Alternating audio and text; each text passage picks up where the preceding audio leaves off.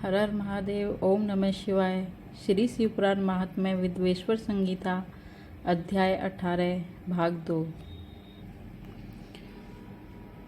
लिंग, नाभि, जिह्वा, नासाग्र भाग और शिखा के क्रम से कटी, हृदय और मस्तक तीनों स्थानों में जो लिंग की भावना की गई है उस आध्यात्मिक लिंग को ही चरलिंग कहते हैं।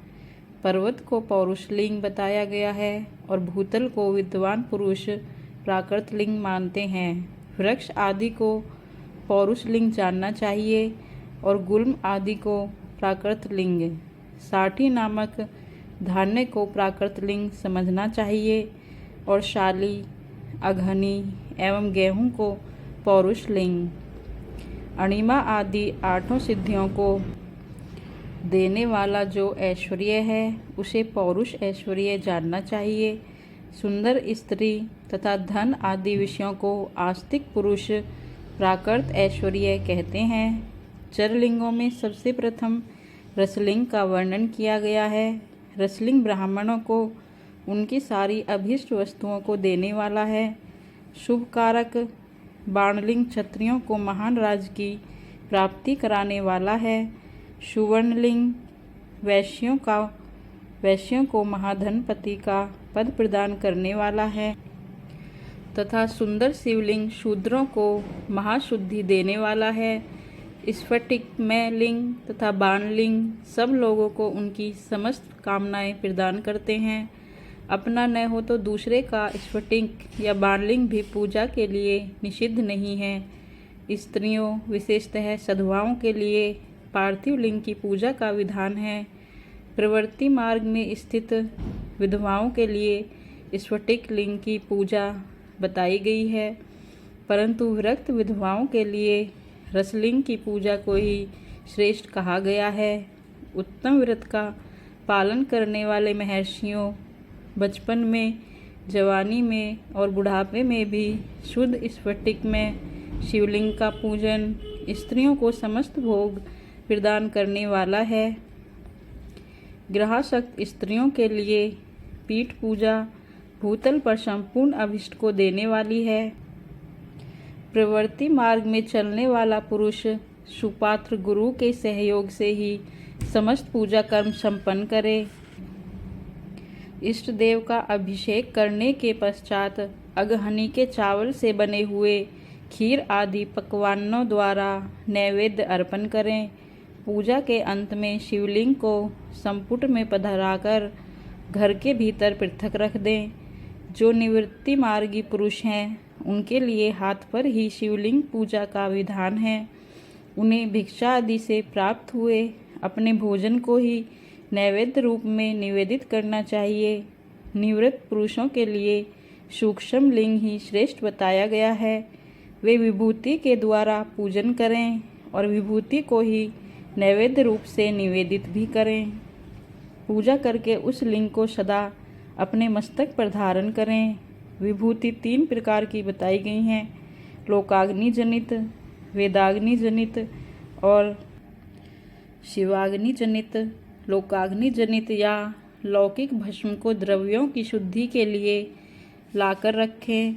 मिट्टी, लकड़ी और लोहे के पात्रों की, धान्यों की, तिल आदि द्रव्यों की, वस्त्र आदि की तथा पर्युषित वस्तुओं की भस्म से शुद्धि होती है। कुत्ते आदि से दूषित हुए पात्रों की भी भस्म से ही शुद्धि मानी गई है। वस्तु विशेष की शुद्धि के लिए यथा योग्य सजल अथवा निर्जल भस्म का उपयोग करना चाहिए। वेदाग्नि जनित जो भस्म है उसको उन वैदिक कर्मों के अंत में धारण करना चाहिए। मंत्र और क्रिया से जनित जो होम कर्म है वह अग्नि में भस्म का रूप धारण करता है। उस भस्म को धारण करने से वह कर्म आत्मा में आरोपित हो जाता है। अघोर मूर्तिधारी शिव का जो मंत्र है उसे पढ़कर बेल की लकड़ी को जलाएं। उस मंत्र से अभिमंत्रित अग्नि को शिवाग्नि कहा गया है। उसके द्वारा जले हुए काष्ठ का जो भस्म है वह शिवाग्नि जनित है। कपिला गाय के गोबर अथवा गाय मात्र के गोबर को तथा शमी, पीपल, पलाश, बड़, अमलतास और बेर, इनकी लकड़ियों को शिवाग्नि से जलाएं। वह शुद्ध भस्म शिवाग्नि जनित माना गया है, अथवा कुश की अग्नि में शिव मंत्र के उच्चारण पूर्वक काष्ठ को जलाएं। फिर उस भस्म को कपड़े से अच्छी तरह छानकर नए घड़े में भरकर रख दें। उसे समय समय पर अपनी कांति या शोभा की वृद्धि के लिए धारण करें। ऐसा करने वाला पुरुष सम्मानित एवं पूजित होता है। पूर्व काल में भगवान शिव ने भस्म शब्द का ऐसा ही अर्थ प्रकट किया था।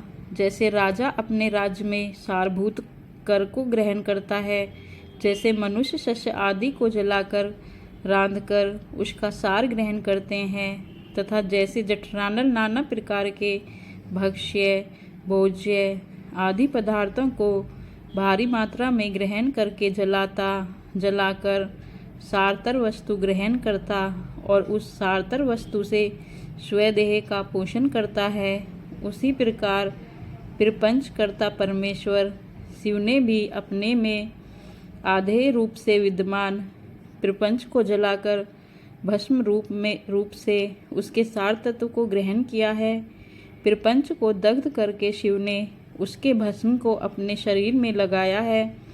राख भभूत पोतने के बहाने जगत के सार को ही ग्रहण किया है। अपने शरीर में अपने लिए रतन स्वरूप भस्म को इस प्रकार स्थापित किया है। आकाश के सार तत्व से केश, वायु के सार तत्व से मुख, अग्नि के सार तत्व से हृदय, जल के सार तत्व से कटिभाग और पृथ्वी के सार तत्व से घुटने को धारण किया है। इसी तरह उनके सारे अंग विभिन्न वस्तुओं के सार रूप हैं। महेश्वर ने अपने ललाट में तिलक रूप से जो त्रिपुंड धारण किया है, वह ब्रह्मा, विष्णु और रुद्र का सार तत्व है।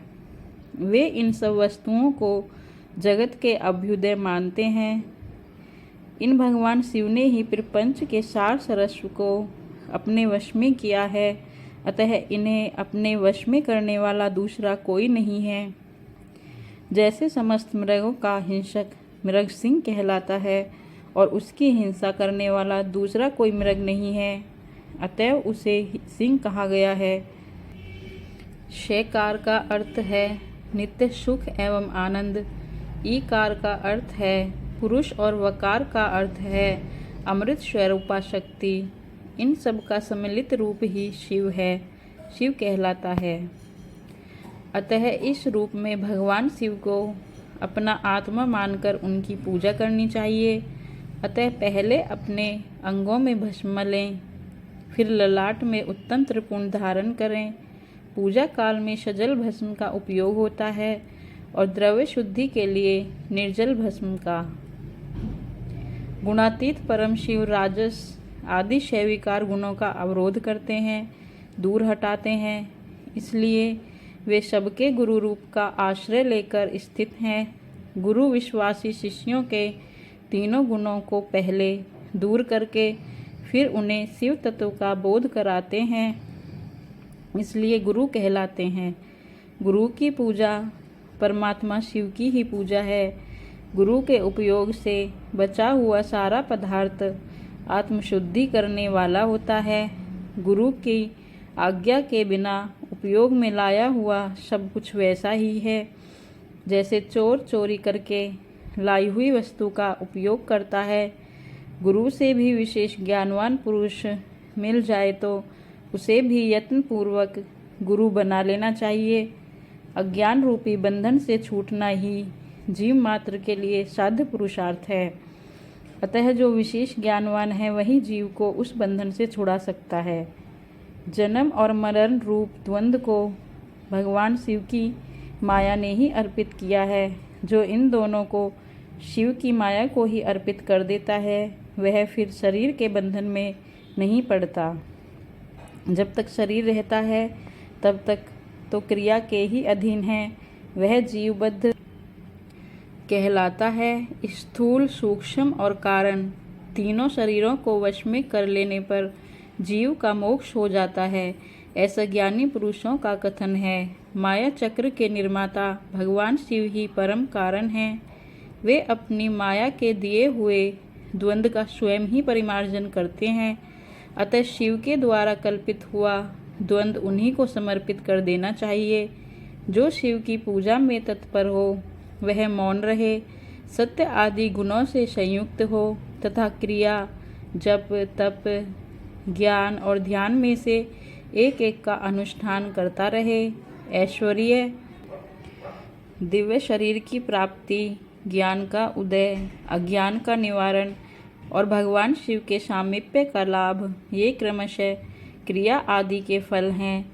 निष्काम कर्म करने से अज्ञान का निवारण हो जाने के कारण शिव भक्त पुरुष उसके यथोक्त फल को पाता है। शिव भक्त पुरुष देश, काल, शरीर और धन के अनुसार यथा योग्य क्रिया आदि का अनुष्ठान करे। न्यायोपार्जित उत्तम धन से निर्वाह करते हुए विद्वान पुरुष शिव के स्थान में निवास करे। जीव हिंसा आदि से रहित और अत्यंत क्लेश शून्य जीवन बिताते हुए पंचाक्षर मंत्र के जप से अभिमंत्रित अन्न और जल को सुख स्वरूप माना गया है।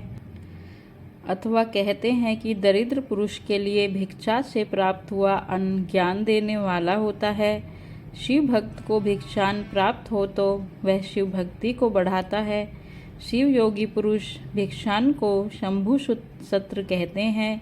जिस किसी भी उपाय से जहाँ कहीं भी भूतल पर शुद्ध अन्न का भोजन करते हुए सदा मौन भाव से रहे और अपने साधन का रहस्य किसी पर प्रकट न करे, भक्तों के समक्ष ही शिव के महात्म्य को प्रकाशित करें। शिव मंत्र के रहस्य को भगवान शिव ही जानते हैं, दूसरा नहीं।